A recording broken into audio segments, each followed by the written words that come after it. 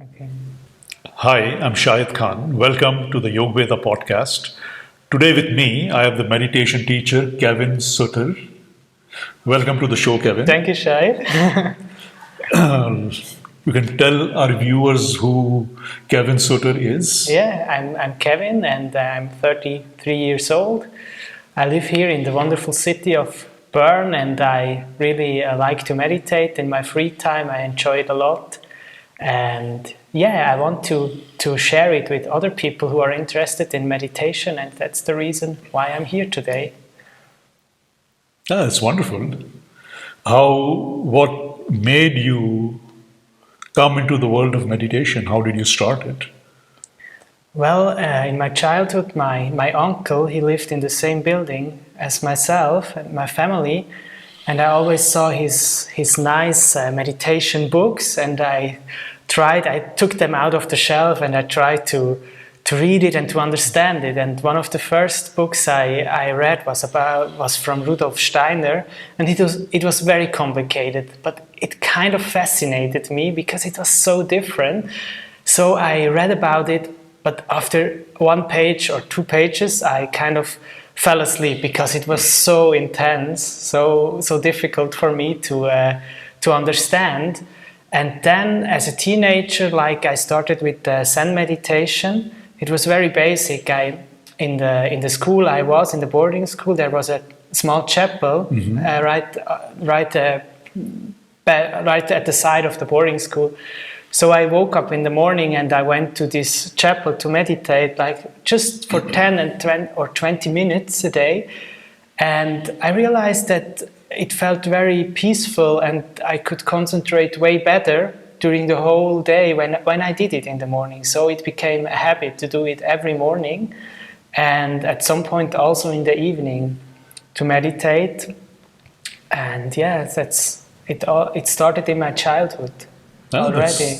That's wonderful. But when you read this book of Rudolf Steiner, Yes. was it that same meditation you did in this chapel, or? No, it was not. What? Because Rudolf Steiner, it was too complicated for me. So I just read a little bit about Zen meditation, and that it's a very easy process. So I went to a Zen dojo in Zurich, but it was quite a travel, about 1 hour from my home. So I had to get up in the morning very early, like 5 o'clock, to be there at 6:30, to be there and to meditate with the other meditators there in the Zen dojo. But kind of, it always felt like it was very serious. No one was talking, and it was very tough. Like the teacher was no talking and just watching the wall. It's an easy technique to learn. It's not complicated. You have just to watch your breath and to sit straight. That's everything you have to do. And that kind of hooked me. That was very nice. But at the same time, it was like, oh, that's a little bit. It's not enough for me. I want a more complete path, not just sitting. So a few years after, my uncle told me about a yogi called Paramahansa Yogananda, and I read his books, his autobiography, and I was very fascinated by it. So I decided to learn meditation, to do it according to his techniques. Yeah. Yeah, so you had the Rudolf Steiner first, Yes. which was beyond comprehension. Yes. And then you had the Zen meditation. Exactly. And then from there you went over to Paramahansa, right? Yes. But that's good. How long ago did you go to Paramahansa? Oh, like about 10 years ago. And now I also join a meditation group here in Bern. We have meditations twice a week in the group. So it helps a little bit to stay focused, not today I'm not motivated. And also I became a meditation leader there. And also when I lead, always I feel like, okay, I have more responsibility and I concentrate more. Like if I'm at home, I'm like, okay, maybe I stand up and get a coffee or a tea, or I'm not so concentrated. But if I'm sitting in front of a group of people, I feel, okay, I have to sit straight because people are watching me, and I cannot sit like slumpy like that, you know. Yeah.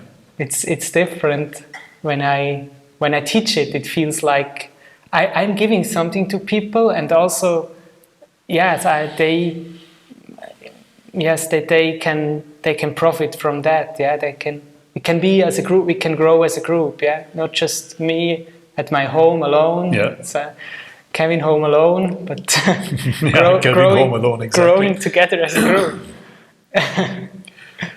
When we think about this word meditation, how would you explain what meditation is? Because many people, you know, they still are a bit confused. Like, what is meditation? There are so many different explanations to meditation. Yeah. So, what is meditation? In your opinion or in your practice? For me, it's a state of being completely present being completely in the present moment. No future, no past, but just being, the pure being. And it's not something you can do. We in the West, we always have the notion of, we have to do something, we have to achieve something. I have to do this concentration technique, I have to do this pranayama technique. But actually, I realize I do it best when I do nothing at all. But that's the hard thing. You know, oftentimes I sit in meditation and my thoughts are rallying about what's going on in my job and private life. But if you can let go of that, that's when meditation starts. It's when you are completely in the present moment. Yeah. So you just sit and, as you said, if you have to do nothing to meditate or to come in that state of meditation. So just to explain it like in a few words, what is that nothing? Because, you know, even nothing is something. Yes. So how would you explain that nothing? Like you sit on your meditation cushion. Yes. And what do you do? It's a feeling like usually the techniques involve concentration on something that is present, which is, for example, the breath. It's always present, and it's very connected to our life also. If we don't breathe anymore, life is finished, life ends. So usually I concentrate on the breathing because this is present, and the feeling of meditation for me, it's a feeling like life is complete. This consciousness of life being complete. Usually in my everyday life, something is missing. I'm trying to achieve something, in the job, I have goals, I have projects, I want to achieve something, but then in this state of meditation, it's just this feeling of, okay, it's complete, everything is present, there is nothing missing. Being one, connected to everything, to the whole universe, and being complete. It's about, I would say it's about that. So you mainly sit and concentrate on your breath? Yes. So is that concentration or meditation? I mean, how do these two come together? You know, because you said you have to concentrate on something. Yes. And that is meditation. So is that concentration or meditation, or concentration and meditation are one, or are they separate? Because there has always been this talk about objective and subjective. So what would be what? I would say it's like the concentration is the technique or the path which leads you to the state of meditation, but it's not like, I mean, everything is here all the time, but often we are disconnected. It's kind of connect again to the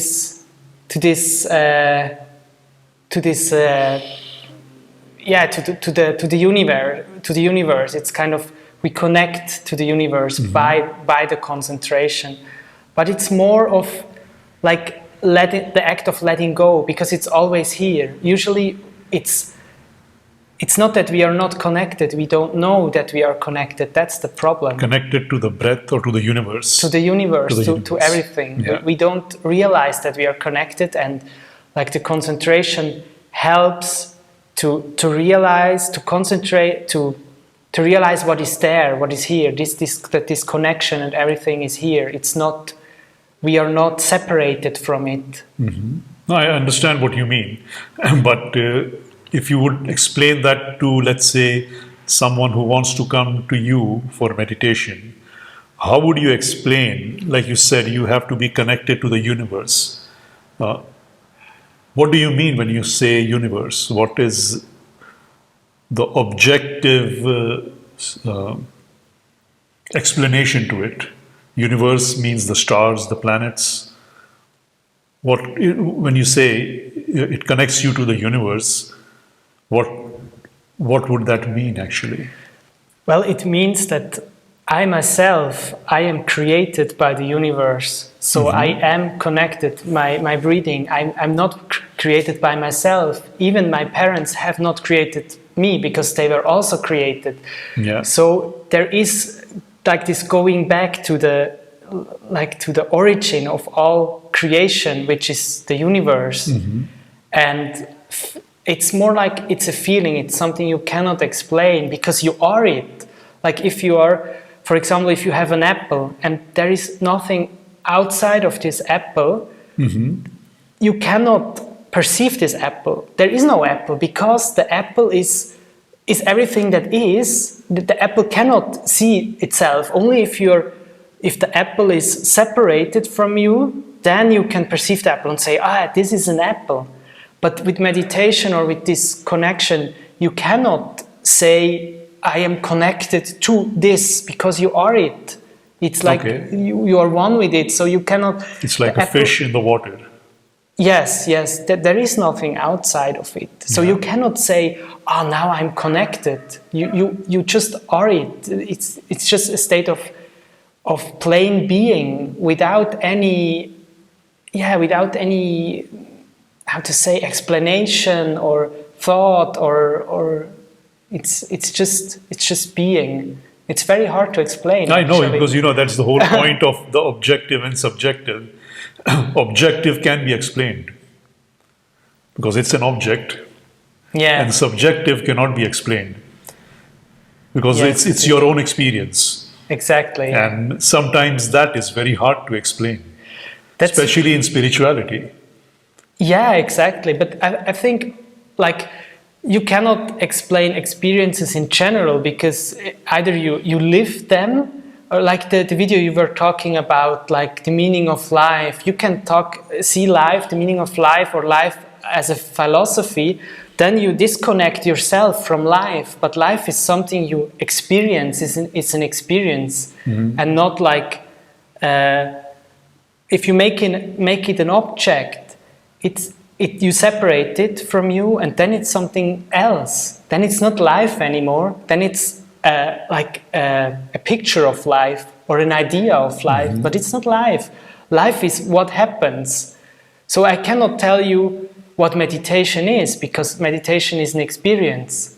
Yeah. How should I be able to tell you? Then I would create a picture of meditation, which I explain you the picture, but not the meditation. So it's important that you experience. Yeah, I understand what you mean.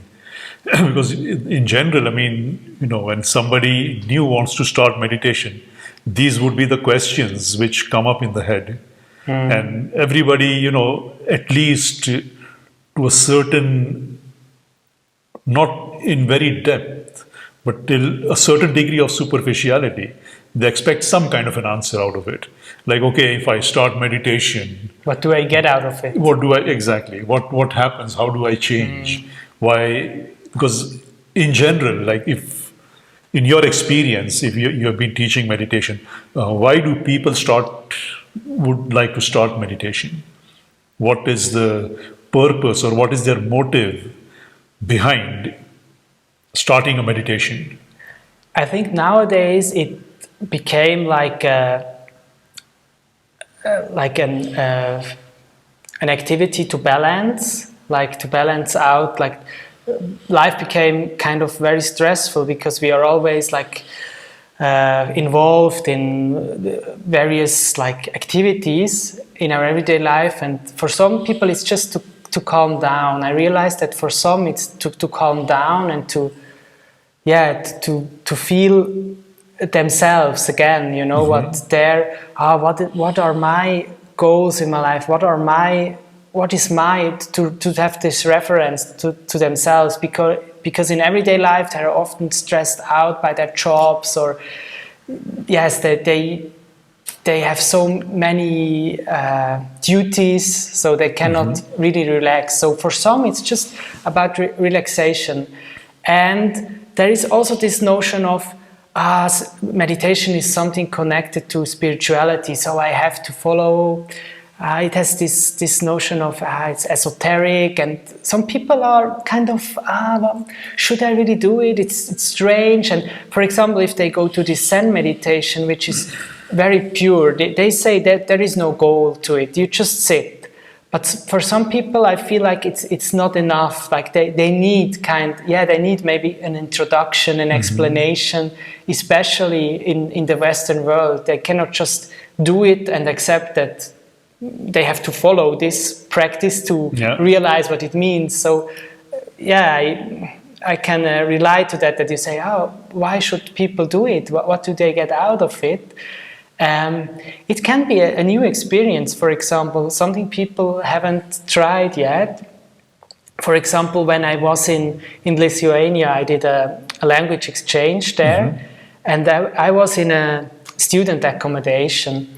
And because of my meditation practice, I wanted to have a single room just for myself. And for some reason, even though there were a lot of rooms were free, they said it's not possible. You have to share a room with another guy from Slovakia. And then when we met the first time, I was telling him, I really, my meditation practice is important to me, so I just want to meditate in the evenings.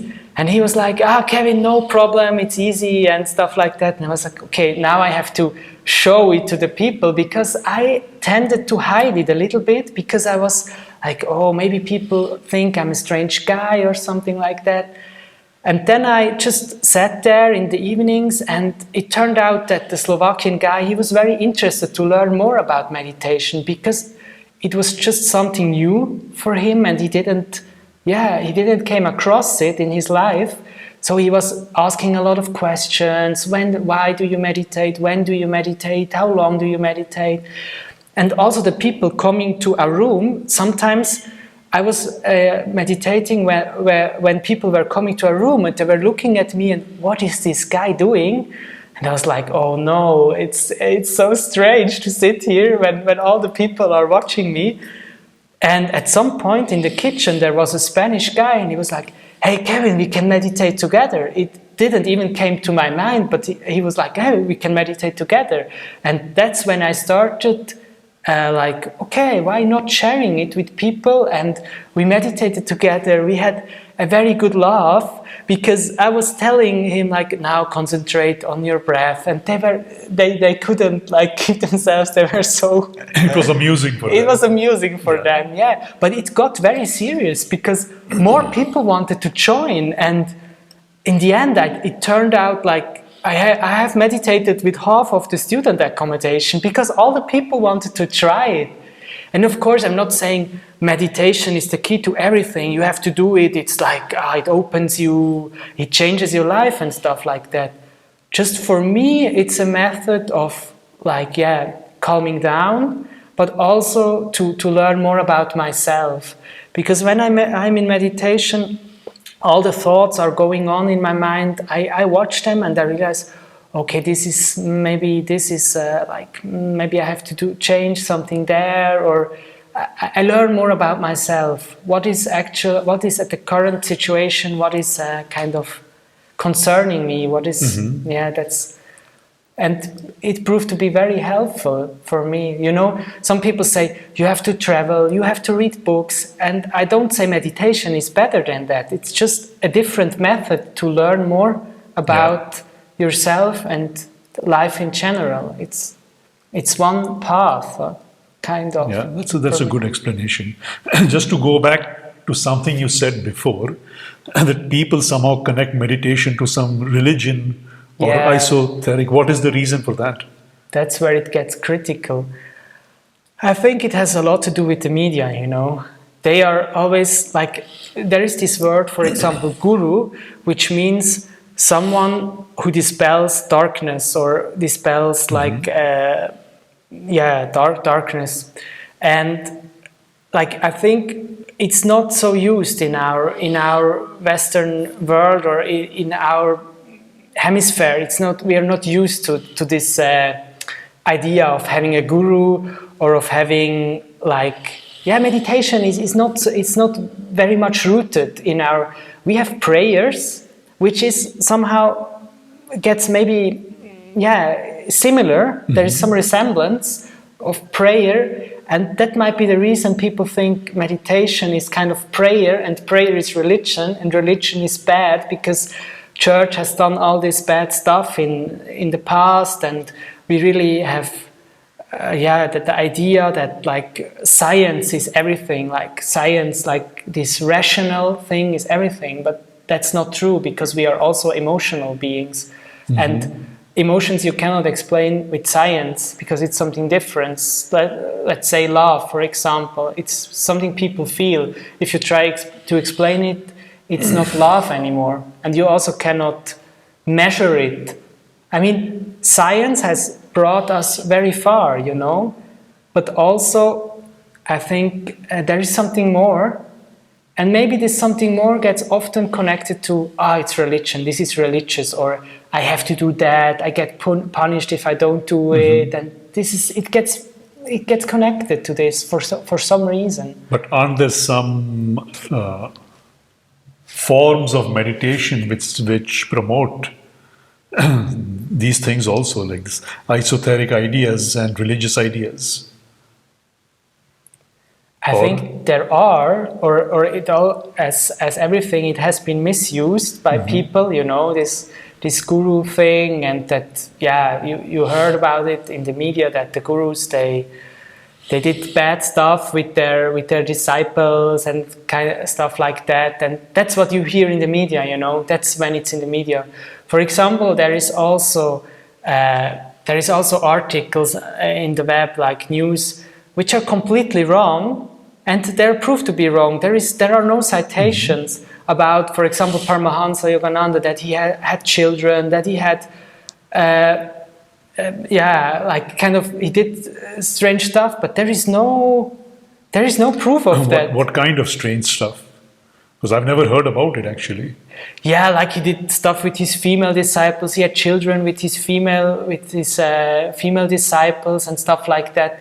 And it's just not true. And it's proof that it's not true. Kind of like it was the one person who wrote this article, like was told that this is wrong. But it's still in the internet. And if you Google it, like there comes up this article which is completely wrong. There are no comments to it. So, this might be the reason, and why it gets connected to that. And like meditations, usually you don't, there is no one advertises it, because you do it mainly for yourself, you know. So there is no lobby for saying, meditation is good, and meditation, you have to meditate more. Yeah.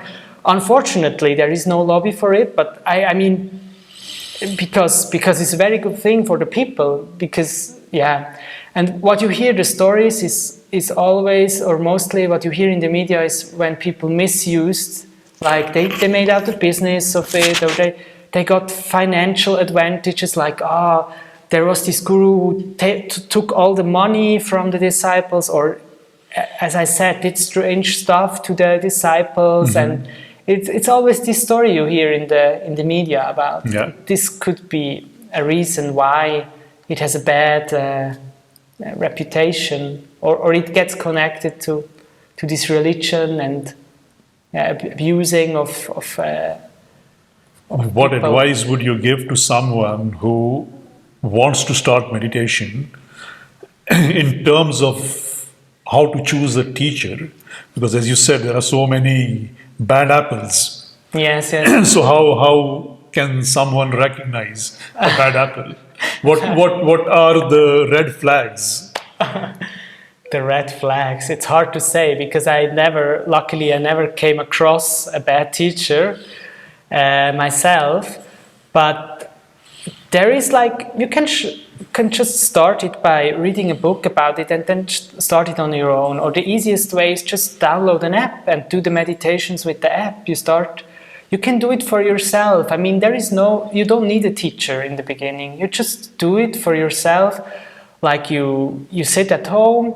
It doesn't have to be a long time. You don't have to meditate for an hour. Just do it 10 minutes, but regularly. Like every day, maybe before dinner or after getting up in the morning. Just 10 minutes sitting and concentration on your breath. This is the basic technique. You don't have to do more, and you also don't need to have a teacher in the beginning. But if you want, like, have some people you can share it with, or if it helps you to build up this habit of meditation, then it might be helpful to join a group. And that's why I want to offer this as well. Like, I'm a practitioner myself. I don't consider myself a yoga teacher or meditation teacher or meditation guru or something like that. I'm a practitioner, and I just want to share it with people. I can give very basic advice or very basic rules, and so for people they can experience it, especially for beginners. It can be helpful to just learn something about it and to get into it. But as I said, you also can download an app and then start on your own. That's also possible. I don't say you have to get a teacher, but it was just to explain why meditation might have a bad reputation, because it was about because of the bad apples, you know. Meditational experience you had, and how would you explain it? Like, this was something really nice. When did you have that aha moment in your meditation? Oh, that's a hard question, because it's quite a time back. It was in my teenage years, and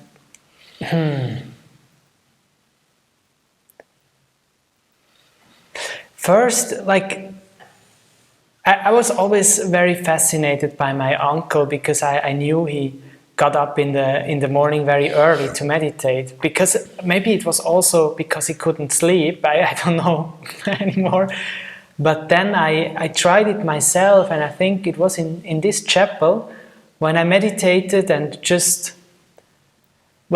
it wasn't nice at all, to be honest, in the beginning, because I tried to sit with crossed legs, and there was a lot of pain involved because I couldn't do the full lotus posture. So I had to do half lotus posture, and especially in the Zen dojo, when I had to sit calm and like not move for half an hour, it hurt a lot to my legs. But afterwards, it was just this peaceful feeling, and I would feel it through the whole day. I cannot say there was one moment where I had this epiphany and this was like, oh, meditation is the one thing I want to do in my life. It was just like a continuous feeling, like, oh, today I meditated. The day went on very peacefully. Today I didn't meditate. It didn't go very peacefully. And oftentimes I also meditate, and I'm not very concentrated, and then I'm like I become angry, and I'm like, oh, why you cannot do it after 10-15 years of meditation? You still cannot do it properly.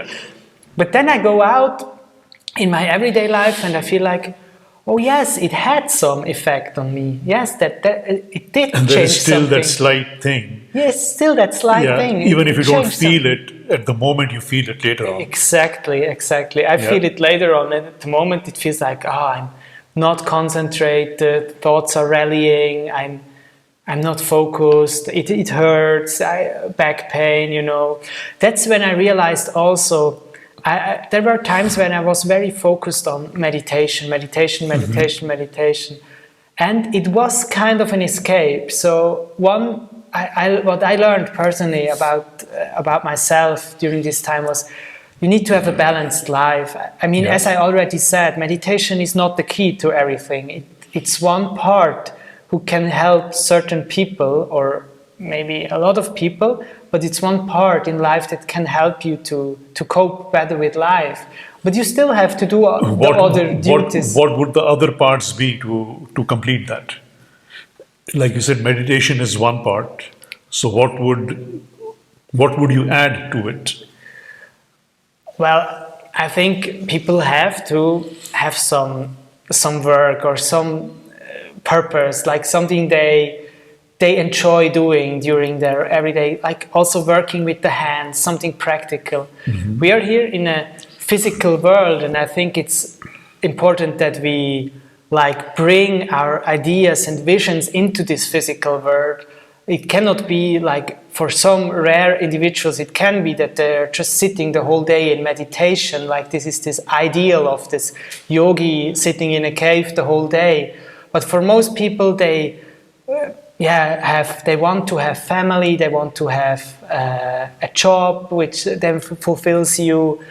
Then moving the body, I think yoga can be very beneficial as well. I mean, hatha yoga can be very beneficial, or other sports like for the health of the body.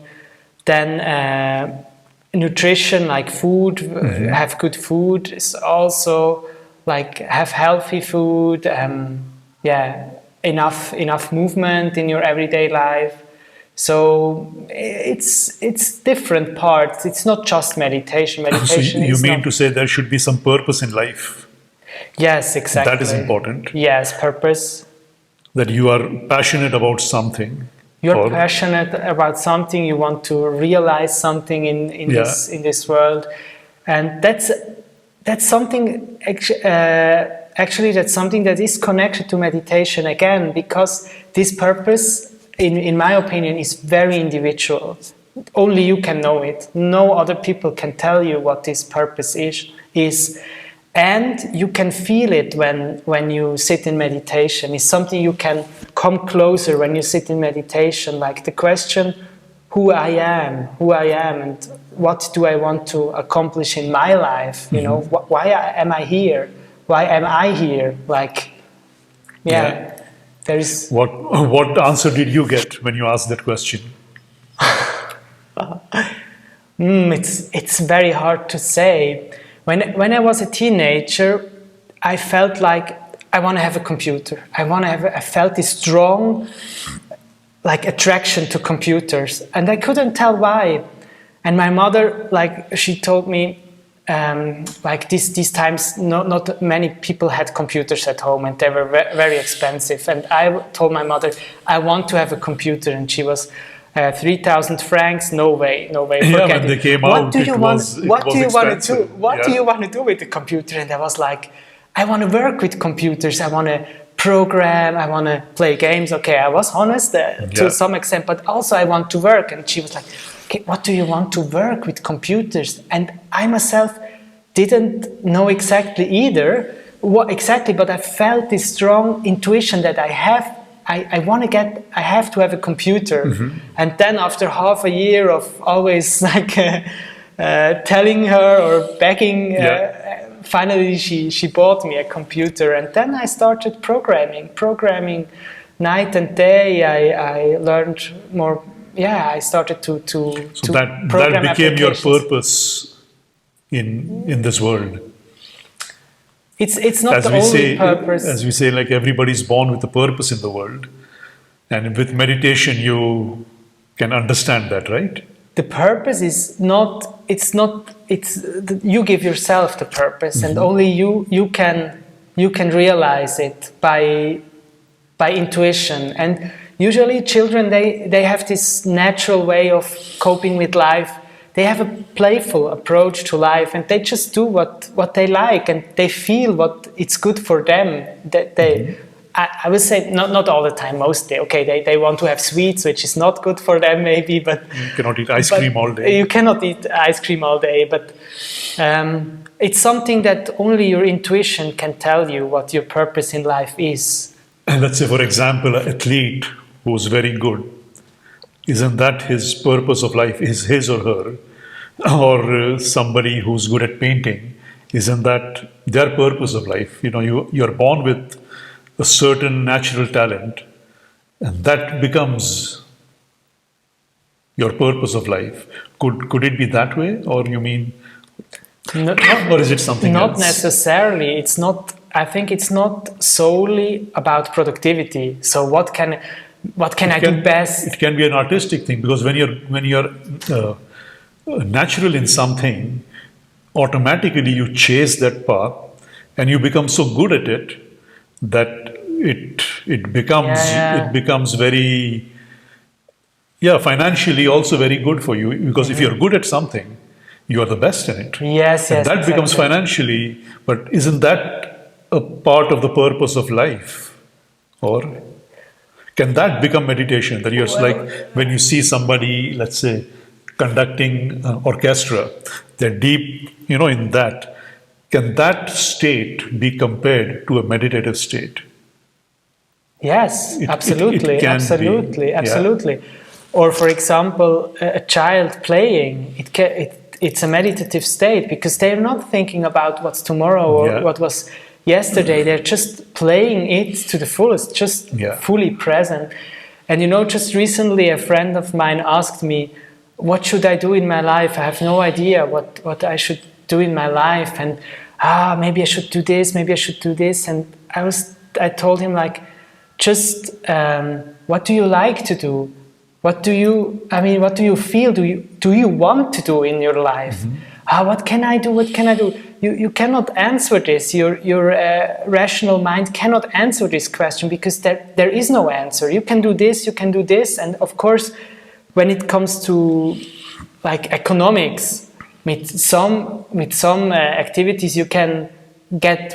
There are better business or not, but it's not about business, but about what do you want to do in your life. And as you said, if you like what you do, you get better, and you become the best at it. Yeah. I mean, no matter what you do, no one else can do it like you do it. No one else. I mean, because you love to do it. You love to do it. Yeah. I think that emotion of connection is important, I guess.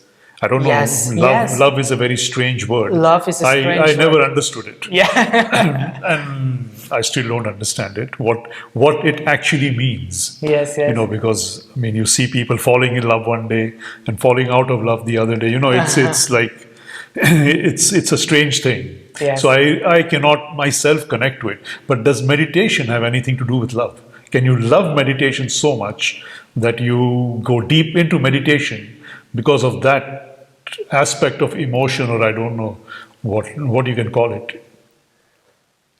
I think it's the other way around. Every activity you love, you do with full presence, becomes meditation. Actually, it becomes this. There is this generic activity or practice you can do, which is called meditation. But if you're a musician or an artist and you just do it fully, just this, it becomes, you get into this state of meditation and connectedness, And if you are, for example, if you paint, if you're a painter, no one else can paint the exact same images as you. No one else. It's something very personal, and that's why I said, like, meditation can be, the practice of meditation can be one way to get into that state of meditation, but it's just one way. It's not the only way or the. So meditation in itself is not needed. If you love something, that becomes your meditation. That becomes your meditation. But if you are stressed in that, so you might need meditation, or? Yeah, exactly. No, but I'm just trying to figure out, when let's say you love your work so much, and you're doing it 18 to 20 hours a day, and you're exhausted, and you cannot sleep. So do you need meditation then? I think you need meditation when you are... Because that was your meditation, right? Yeah. So would you need an external meditation because your internal meditation was too much?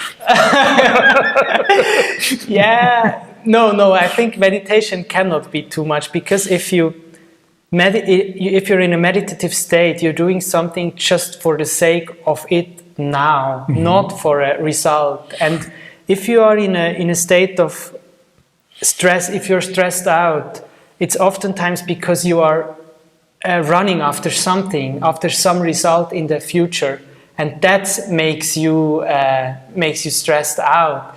And then it's not meditation anymore. So it's not just that you love something. I mean, oftentimes people understand that if I love something, I want to get it. But love, at least for myself, is about giving something which is already here, or maybe even more experiencing something which is already here. It's not even that I can give it, because it's just here. I can just access it or not. I can connect to it or not. I can be connected to love or not connected to love. It's not something I can create or something that I can give. It's something that is here. And if you are connected to this love, which we can say this meditative state, or this state of being in meditation, this connectedness to everything in the universe can be called love. And then if you're connected to everything, it doesn't matter whether something changes in it, because you're connected to it anyways. So if something changes, like, for example, you lose your job, your marriage gets broken or something, it changes, maybe life changes around you, but you're still connected to everything. So I know it's a very idealistic, I know this is very idealistic. No, I'm just trying to understand the concept of connectivity. Let's say if you go through a hard event in life, yes, and you come out of your center, your balance, that's then the connection of the universe would not help much. If something hard goes through in your life, you get out of your center, no? What advice would you give to someone in that state in regards to meditation? It's a good question, because honestly, when I go through rough times, I have a hard time keeping up my meditation practice as well. As we spoke before, you said when your father passed away, you had a hard time. Yes. So how would you relate that experience of meditation? How did you get back within yourself, within your center after your father passed away? Yeah. Often, like when you have an experience of losing something, that means you lost the connection, or it feels like you lost the connection. And especially when it comes to people, I often do it like that. Okay, what did I lose, or why did I like this person? What did I admire of this person? And then I try to integrate it in, like, myself. Like, maybe this person was very sociable person, a friend of mine, or maybe my girlfriend, for example. My girlfriend was a very sociable person, and then she leaves me, and I was like, oh, now I left this this sociable thing. I lost it. So your connection to your girlfriend was that her sociable attribute? Was some part of it, for example, or something that that was something you admired a lot. I admired a lot, and something I felt, oh, now it's lost because I don't have it. That's why she needed to have it. But when she left me, like, it was okay. I lost this. But anyways, if you're connected to everything, with the whole universe, you cannot lose anything. You feel stronger in that sense, you mean? That you are connected so much to everything. If one thing falls apart, it doesn't matter much. You can still manage it somehow. Yes. Okay. And that's why this experience of being connected with everything is so valuable. And it just happens. Of course, you can also practice it by. I mean, it's also present in the religions. Like you should love your next person, because if how to say, it's still there. Everything is still there. It just gets transformed. I mean, that there is a transformation going on, but everything is still there. It doesn't get lost. I mean, she is still a sociable person, and why can't I be also a sociable person? Why not? I mean, it's not lost. You need to develop your skills, you mean? In the in the context of the universe, in the context of the universe, the trait of being sociable is not lost. Just I feel I lost it personally, but why can't I be sociable as well? So no one hinders me to do that. No one tells me you cannot be sociable. Was just myself telling me I'm not sociable. So I disconnect myself from being social, you know. So if I am connected to everything, and I feel like, oh, now it's a time to be social, I just be it. Why not? I mean, no one. Yeah, it's a social. It's a social thing which you need in your life. You don't need it. I mean, sometimes I don't need it. I don't meet people. Sometimes you don't. You know, I feel quite good being by myself, and I enjoy it actually. But it's different, I guess. Either you are a sociable person, or you are not.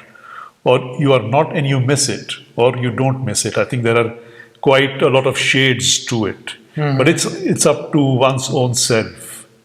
But with meditation, do you need to be sociable?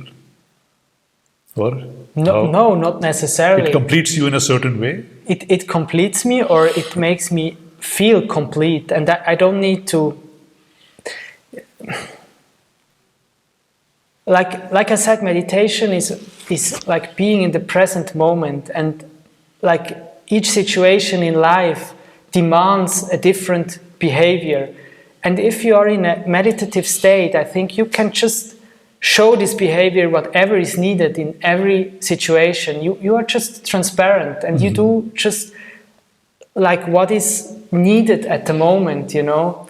But if you are not connected, it might be that you run after something, that you are not present here, but okay, but I have some duty I have to do tonight, some duty I have to do tomorrow, what happened yesterday.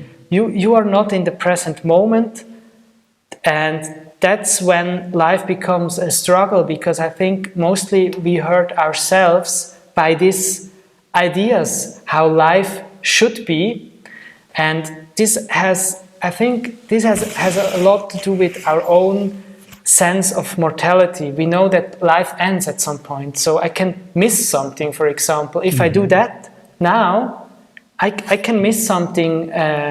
There is stuff going around us which we miss, and you can be in this feeling of, like, as I said, being disconnected, and then you always miss something, or you can be in this feeling of being whole, and or in this consciousness of being whole, and then you never miss something. Because, for example, some people, they will have a drink now and enjoy it, but why shouldn't be? It's there, and we are here, and we are talking, and it's also here. Everything is here. There is nothing missing, you know. Yeah, but just going to back to the question, what you were just talking about now, isn't it important to have goals in life?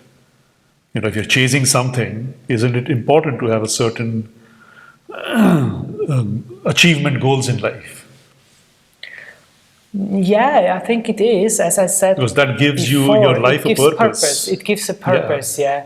But I think there is a difference whether you approach it in a playful way, where you just try to achieve that goal, but without fear, or if you're afraid that you're not going to reach it and that you're losing something. Like, your state of mind is very,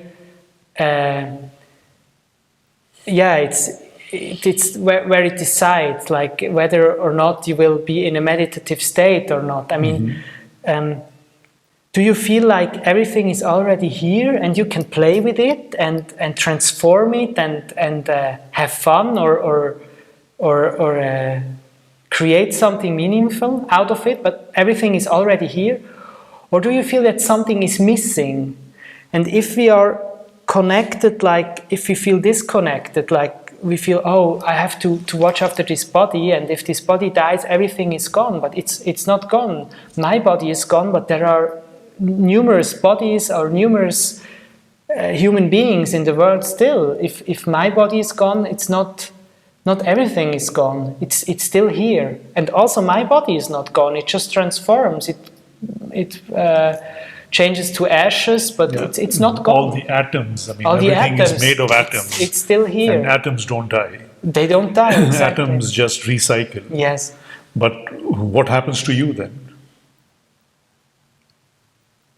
Let's say the matter goes into the matter, the air goes into the air, the fire goes into the fire, the water goes into the water, but you still remain because you are beyond the elements of nature, right? So I strongly believe it, but I have no proof for that. Yeah, there is no in your what do you say, in the meditation science you practice, there is no explanation in the books or anything in the literature. Of course, there are explanations, but also like I'm sure you're the ones who like to come to you would be interested. It's a deep thought. It's a deep thought, yes. And at the same time, it's something you have to experience, because the notion of that there is something, it cannot be, as I said, it cannot be explained, because it just is. There is no explanation. If you explain it, you would have to be disconnected of it. For example, self-consciousness, you just know that you are, but how do you prove to me that you are really, that you are existing, for example? How can you prove it to me without, how can you prove it? It's something you just know, that you are a living being, but you cannot prove it, right? Well, I guess you can see me. I can see, but it's not, I can see your body, but what is the thing that is remaining? And of course we have this idea of God and stuff like that. And like my teacher, Paramahansa Yogananda, he says, you have to experience it. Don't believe me. Of course, he talks about the different energy levels and worlds and consciousness levels and stuff like that. But he also says, don't believe me, but experience it. And you know, that's why you have to practice to try to reach that state. I've read the Bhagavad Gita interpretation by Swami Paramahansa, and it's a very good one actually. And there he explains actually the energies and the chakras in the body. It's one of the good interpretations of the Bhagavad Gita. And he also has a very good interpretation of the Bible, where he, like every verse, he interprets. This one I've not read. Okay. I'll try to get my hands on that one. Really? That's interesting. It's very impressive. I'll try to get my hands on that one. Yes. But still, you have, if I tell you there is a rabbit, like a red rabbit behind a tree, and you have never seen in your life a red rabbit before, then you will have to go behind the tree to see the rabbit. And if you tell me, like, I don't believe it to you, that there is no way I can show you that there is a red rabbit. And I think meditation or the life of people is always about expansion. They want to go further and to learn more and to expand themselves. And that's something that has to be experienced, because you cannot tell someone what is beyond their consciousness. They have to experience. That's a very few think like that. Many are confined to the four walls and the sofa, I guess. And the hand controller of a PlayStation. It can be fun as well. Why not? Yeah, it can be meditation. Very concentrated. Is there a difference between a good meditation and a bad meditation?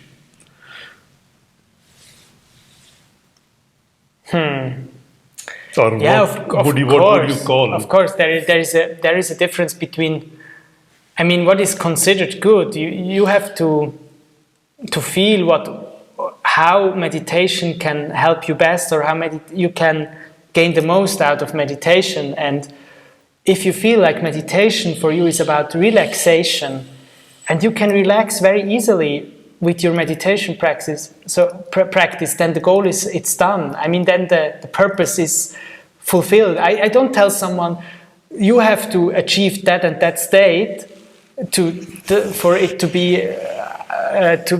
a good meditation. You know, you have to decide that by yourself. It also depends what you want to achieve with your meditation. Is it only about relaxation? Because if you are stressed, you could just smoke a joint and get the same effect, actually. Yeah, but you would also maybe harm your body with it. Of course, you can also drink a beer and no, but I'm just trying to, is it about relaxation?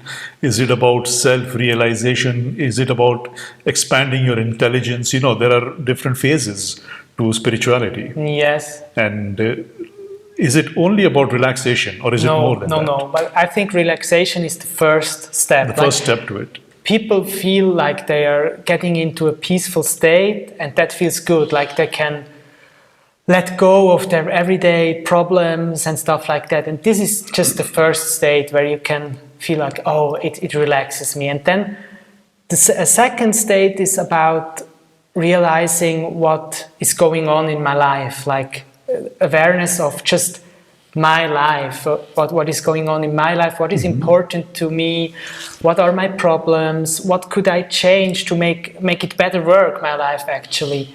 And then the next step could be the awareness of like a much bigger space, not about myself, what is going on with myself, but what is going on around. If someone was to come to you for meditation, Kevin, what should people expect? What would you teach them? Well, as I said, I don't consider myself really a teacher, meditation teacher. It's just about, we meditate together. I maybe will give some guidance, maybe a text in the beginning, like we will chant. And then afterwards I will talk a little bit about posture, about the correct posture. And then we just meditate for 20 minutes together and have a meditation, and people can experience meditation like it's helpful to have regular practice, of course, so maybe once a week we will meet and meditate together so people can get into it and see how it benefits them. So it's really a practice that people have to do on their own. I can give some guidance, I can give some instructions a little bit, but it's about being together. It's also a social event, yes. It sounds wonderful. Thank you for coming, Kevin. It was wonderful talking to you. You're welcome, and Shahid. I would highly recommend you to take a session or join Kevin for your meditation practice. I'll put all the details in the link down. Thank you for watching, and until next time. Okay.